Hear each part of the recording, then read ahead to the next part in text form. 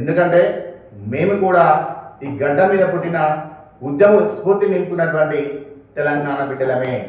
ఆంధ్ర వాళ్ళ కాలికి ముళ్ళు గుచ్చితే నా పండితో తీస్తానన్నటువంటి తెలంగాణ ఉద్యమ నేత కేసీఆర్ గారి వాక్యాలని ఈ సందర్భంగా మనము గుర్తుంచుకోవాలి. అందరికీ నమస్కారం. నేను మీ మేరకు శివకొడి యాదవ్, జనసేన పార్టీ నర్సంపేట నియోజకవర్గ ఇన్ఛార్జిని. ఇటీవల ఎవరైతే కొందరు వ్యక్తులు మేధావులు జర్నలిస్టులు అనే ముసుగులో ప్రొఫెసర్ నాగేశ్వరరావు గారు చేసినటువంటి వివాదాస్పద వ్యాఖ్యలకి ధీటుగా జనసేన పార్టీ నాయకులు లేదా పవన్ కళ్యాణ్ గారు ఒక ప్రభుత్వము గౌరవప్రదంగా స్పందించిన విధానానికి మధ్య ఉన్నటువంటి ఒక అంశాన్ని అడ్డుగా పెట్టుకొని ఈరోజు కొంతమంది సన్నాసులు మా అధినేత శ్రీ పవన్ కళ్యాణ్ గారిని దుర్భాషలాడుతూ హైదరాబాద్ రాకుండా అడ్డుకుంటామనే తీవ్రమైనటువంటి వ్యాఖ్యలను విమర్శలను ఈరోజు మేము తెలంగాణ జనసేన పార్టీ తరఫున తీవ్రంగా ఖండిస్తున్నాము. ఎందుకంటే మేము కూడా ఈ గడ్డ మీద పుట్టిన ఉద్యమ స్ఫూర్తి నింపుకున్నటువంటి తెలంగాణ బిడ్డలమే. ఆ రోజు తెలంగాణ ఉద్యమం కోసం మేము కూడా పోరాడాము, తెలంగాణ కావాలని ఆకాంక్షించాము.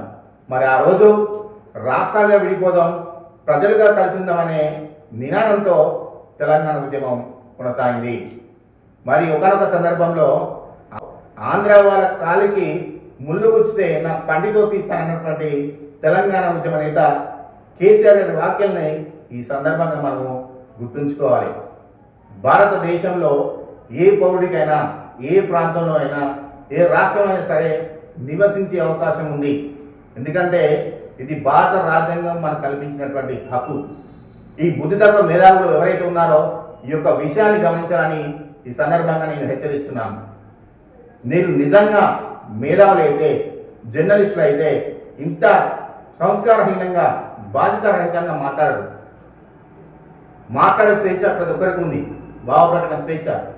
కానీ ఆ స్వేచ్ఛ ప్రజల మధ్య, రాష్ట్రాల మధ్య విద్వేషాలు రెచ్చగొట్టలే ఉండకూడదు.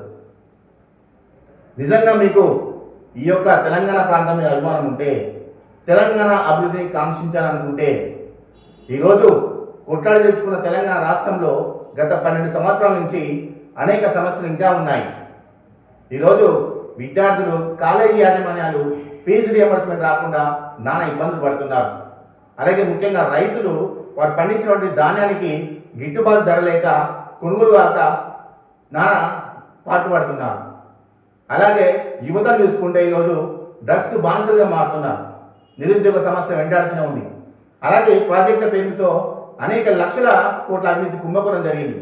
మరి ఈరోజు పవన్ కళ్యాణ్ గారిని విమర్శిస్తున్నటువంటి ఈ మేధావులు, ఈ జర్నలిస్టులు ఏ రోజైనా మీరు రౌండ్ టేబుల్ సమావేశాలు పెట్టి, ప్రెస్ మీట్లు పెట్టి ఈ నాయకులను గల్లపట్టి నిలదీసి అడిగారా? మేము జనసేన పార్టీ ద్వారా ఈరోజు మేము ప్రశ్నిస్తున్నాం. ఎందుకంటే మీరు అడగరు, మీరు ఇతర పార్టీలకు కొమ్ము కాస్తున్నారు. మిమ్మల్ని వెనక నుంచి నడిపించే పార్టీలు ఏవైతే ఉన్నాయో మాకు తెలియదు అనుకుంటున్నారా? ఈరోజు మీరు పవన్ కళ్యాణ్ గారిని విమర్శిస్తున్నారే, పవన్ కళ్యాణ్ గారు ఒక వర్గానికో, ఒక మతానికో, ఒక రాష్ట్రానికో చెందినటువంటి వ్యక్తి గారు.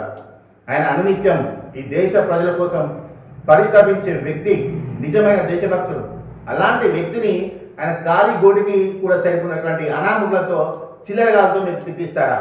ఖబర్దార్ బిడ్డలారా, మేము ఈరోజు తెలంగాణ జనసేన పార్టీ తరఫున మిమ్మల్ని హెచ్చరిస్తున్నాం.